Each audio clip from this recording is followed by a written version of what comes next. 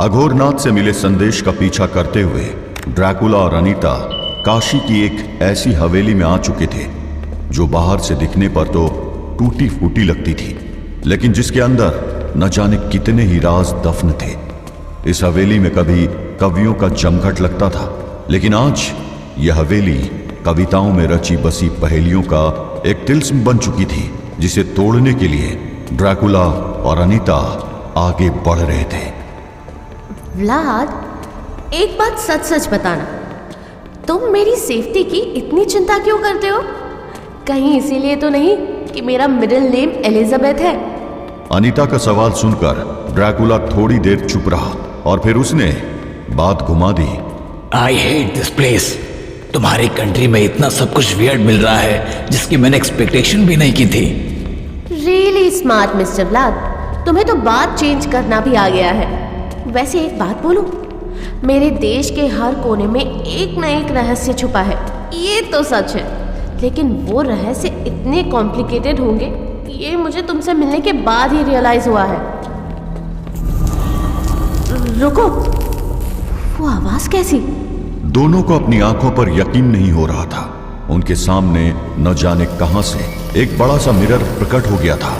Mirror? अब ये क्या है? स्टाइल से तो ये किसी म्यूजियम के आर्टिफैक्ट जैसा लगता है, पर मुझे शक है ये एक आम मिरर नहीं होगा। और इससे पहले कि वो दोनों कुछ समझ पाते, उनके सामने एक और भूत प्रकट हो गया था। सपनों के दरवाजे खुले हैं यहाँ, पर उत्तर मिलेगा केवल सत्य है जहाँ। ये कौन है? एक और भूत? लगता है ये इस मिरर मिस्ट्री का गाइड है। ये सच का दर्पण है जिसमें तुम्हारे अतीत के सब पाप जिंदा है। जो चेहरे तुम्हारे हाथों से मिट गए वो सब तुम्हें यहाँ दिखाई देंगे व्लाद। लेकिन अगला कदम तुम्हारे हाथ में है। तुम्हें अपने अंदर छिपे एक गहरे सच का सामना करना होगा, एक ऐसा सच जो तुमने खुद से भी छुपाया है। ये क्या बोल रहा है Vlad? I have no idea, लेकिन जो भी है मुझे नहीं लगता कि हम बिना इसको फेस किए आगे बढ़ पाएंगे। लेकिन फिर बात ये उठी कि आखिर किस सच को छुपाया है तुमने? 400 साल के लाइफ स्पैन में ऐसी मेमोरी को ढूंढना बहुत डिफिकल्ट होगा। सही कहा तुमने, आसान नहीं होगा, पर यह जरूरी है। तुम्हारे पाप तुम्हारे रात के सपनों की तरह सामने आएंगे। देखो और सच का सामना करो। ड्रैकुला आगे बढ़ा और उस शीशे के सामने खड़ा हो गया। ऐसा करते ही उस मिरर में मानो एक स्लाइड शो शुरू हो गया। एक एक करके मिरर में ड्रैकुला के हाथों मारे गए लोग नजर आ रहे थे। मिरर में स्लाइड शो तेजी से चलता ही जा रहा था। एक के बाद एक चेहरे आ रहे थे और जा रहे थे। ये सब लोग कौन है? ये व्लाद के अतीत के गहरे जख्म है ड्रैकुला। ये वो लोग हैं जो उसके गुस्से, लालच और प्यास का शिकार बने। देखो, Vladislav of Wallachia, Eleanor of Aquitaine, Charles of Burgundy. Vladislav, Eleanor, वो सब जो मेरे राह में आए उन्हें मुझे खत्म करना पड़ा। ताकत की राह पर लाशों से गुजरना पड़ा है। हाँ, ये सच है कि इन्हें मैंने मारा था। लो, हो गया सच का सामना। क्या अब ये खेल खत्म कर सकते हो? नहीं व्लाद, ये सिर्फ शुरुआत है। यह आईना तुम्हें वही सच दिखाएगा जिसका बोझ तुम अब तक उठा रहे हो। तुम्हें अपना आखिरी सच स्वीकार करना होगा। ड्रैकुला बोरियत के साथ उस इमेजेस को देख रहा था, लेकिन तभी वो शॉक्ड रह गया। एलिजाबेथ? ये एलिजाबेथ है, तुम्हारी वाइफ? एलिजाबेथ? पर क्यों? अनीता ने नोटिस किया कि एलिजाबेथ को देखकर ड्रैकुला हैरान था। उसे कुछ समझ नहीं आ रहा था। उधर स्लाइड शो अब रुक चुका था। मिरर में अब बस एलिजाबेथ की इमेज दिख रही थी और फिर अचानक वो बोल पड़ी। व्लाद, क्यों किया तुमने ऐसा? एलिजाबेथ? तुमने मुझे क्यों मारा व्लाद? क्यों? मैंने तुम्हें मारा? ये तुम क्या बोल रही हो लिज़ी? सच कह रही हूँ व्लाद, तुमने मुझे मारा था। तुम्हारे गुस्से ने, तुम्हारी प्यास ने मुझे खत्म कर दिया। नहीं, ये झूठ है। क्या बकवास कर रहा है ये मिरर? गुस्से में ड्रैकुला आगे बढ़ा और उसने मिरर पर जोर से पंच मारा। कांच टूटा, लेकिन अगले ही पल वापस जुड़ गया। व्लाद, आज तुम्हें सच बोलना पड़ेगा। तुम्हें ये चैलेंज पार करना है तो अपने अंदर के सच को स्वीकार करो। तुम ही हो मेरी मौत की वजह।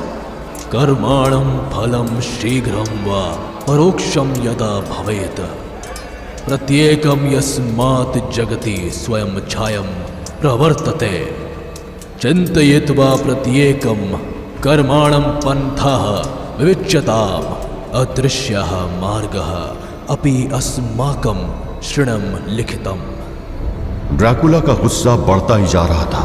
तभी अनीता अचानक उसके सामने आकर खड़ी हो गई। Calm down Vlad, please calm down. मैं हूं ना, मैं तुम्हारी हेल्प करूंगी। हम मिलकर इन पहेलियों को सुलझाते आए हैं। अनीता, मैंने एलिजाबेथ को नहीं मारा। I didn't kill my Lizzie. मेरे एनिमीज ने मारा था उसे। मैं समझ रही हूँ व्लाद, जस्ट टेक काम। गुस्से को कंट्रोल करो। मैं इस संस्कृत पोएम को डिकोड करती हूँ। ड्रैकुला बस उस मिरर में एलिजाबेथ की इमेज को देखे ही जा रहा था। उधर अनीता उस भूत द्वारा बोली गई कविता को समझने की कोशिश में लग गई। ओके, समझ गई। व्लाद, ये कविता हमें हमारे एक्ट्स और एक्शंस को समझाती है। ये कहती है कि हमारे एक्शंस का रिजल्ट चाहे डायरेक्ट हो या इनडायरेक्ट, हम तक जरूर पहुंचेगा। क्या? मुझे कुछ समझ नहीं आया अनीता। मुझे बस ये बताओ कि एलिजाबेथ ये क्यों बोल रही है कि मैंने उसे मारा? हमारे हर एक्शन के कॉन्सिक्वेंसेस होते हैं और वो दो तरह के होते हैं, डायरेक्ट एंड इनडायरेक्ट। जैसे जब तुम पानी में पत्थर फेंकते हो तो डायरेक्ट कॉन्सिक्वेंस में पानी में रिपल्स पड़ते हैं, लेकिन इनडायरेक्ट में पानी के अंदर तैरती फिशेस भी डिस्टर्ब होती हैं एंड सो ऑन। इसीलिए ये कविता कहती है कि हर कदम उठाने से पहले उसके हर कॉन्सिक्वेंस के बारे में सोचना ज़रूरी है, क्योंकि कॉन्सिक्वेंसेस चाहे डायरेक्ट हो या इनडायरेक्ट, उसकी रिस्पॉन्सिबिलिटी हमारी ही बनती है। बट इसका एलिजाबेथ की डेथ से क्या लेना देना? उसको तो मेरे किसी एनिमी ने मारा था। वो मुझे नुकसान नहीं पहुंचा पाया तो उसने मेरी लिज़ी को टारगेट किया। फिर एलिजाबेथ की ये इमेज ये क्यों बोल रही है कि मैंने अपनी लिज़ी को मारा? शायद मुझे समझ आ गया है कि ये ऐसा क्यों बोल रही है, लेकिन इस पहेली को सॉल्व करने के लिए तुम्हें खुद इस सच को समझना होगा और सच का सामना करना होगा व्लाद, और मुझे पता है तुम ऐसा कर सकते हो। अनीता की बात सुनकर व्लाड गहरी सोच में डूब गया। वो अब तक हुई हर बात का एनालिसिस कर रहा था और फिर वो वापस उस मिरर की ओर बढ़ा। Elizabeth, my Lizzie. व्लाद, मैंने तुम्हें नहीं मारा लिज़ी, मेरे दुश्मनों ने मारा था तुम्हें। तुम्हारे दुश्मन? और क्यों थे वो तुम्हारे दुश्मन व्लाद? क्योंकि मैंने उन पर जुल्म किए थे। मैंने पावर के लिए सब बाउंड्रीज क्रॉस कर दी थी। मुझे मजा आता था अपने दुश्मनों को कुचलने में। मुझे उस समय बस एक चीज दिखती थी, ताकत, पावर। मैंने ना जाने कितनी वॉर्स लड़ी, मगर मैंने कभी अपने दुश्मनों को माफ नहीं किया। Mercy word was not found in my dictionary. मुझे अच्छा लगता था जब लोग मेरा नाम सुनकर कांपते थे। व्लाड द इम्पालर, ये टाइटल सुनकर मुझे सुकून मिलता था। पहले मैं लड़ता था अपने अस्तित्व को बचाने के लिए, और फिर मैं लड़ने लगा अपनी भूख मिटाने के लिए। तुम सही हो लिज़ी, मैंने ही मारा है तुम्हें। मेरे एक्शंस के कॉन्सिक्वेंसेस ने ही मारा है तुम्हें। इस सच से मैं चाहे जितना भी दूर भाग लूं, ये सच नहीं बदलेगा। I am sorry Lizzie, I am so sorry my beloved, I am sorry. Dracula की आंखों से हल्के हल्के आंसू गिर रहे थे। उधर मिरर में मौजूद एलिजाबेथ के इमेज के चेहरे पर एक हल्की मुस्कान खेल रही थी। व्लाद, आज तुमने एक बड़े सच का सामना किया है। You have stepped on to the path of redemption.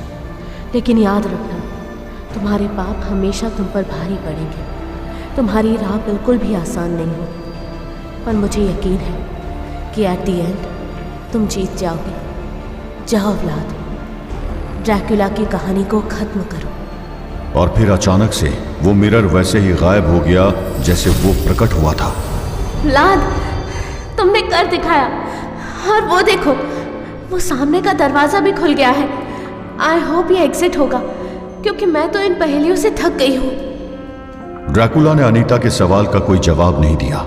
वो न जाने किस सोच में डूबा हुआ था और उसके कदम अपने आप उस खुले दरवाजे की ओर बढ़ गए। इधर ड्रैकुला और अनीता ने उस हवेली की एक और पहेली सुलझा ली थी। उधर कहीं दूर एक चर्च के दरवाजे पर कोई दस्तक दे रहा था। ओह गॉड, इस अनगॉडली आवर में कौन आ गया? What nuisance! ऐसा लगता है जैसे डोर तोड़ देगा। I am coming! I wonder who is it?